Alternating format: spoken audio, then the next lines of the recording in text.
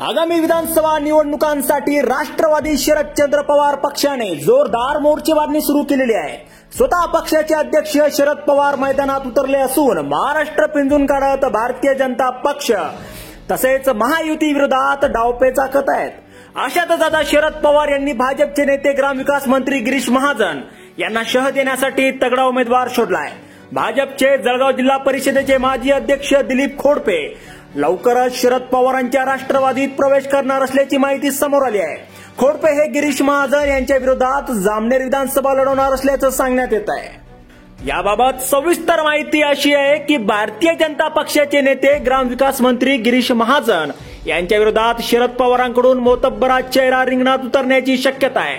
भाजपचे जळगावचे जिल्हा परिषदेचे माजी अध्यक्ष दिलीप खोडपे लवकरच शरद पवारांच्या राष्ट्रवादीत प्रवेश करणार असल्याची माहिती समोर आली आहे।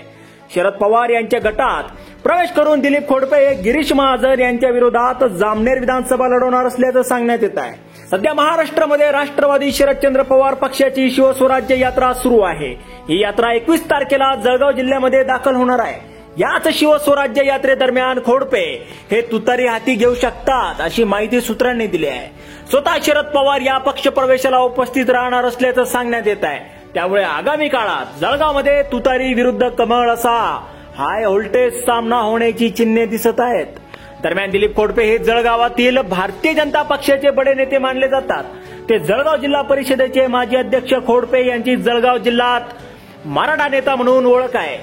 एकट्या जामनेर मतदारसंघात मराठा समाजाची तब्बल 1,40,000 मते आहेत। त्यामुळे शरद पवार यांनी गिरीश महाजनांच्या विरोधात मराठा कार्ड खेळण्याची रणनीती आखल्याची चर्चा सध्या राजकीय वर्तुळात सुरू आहे।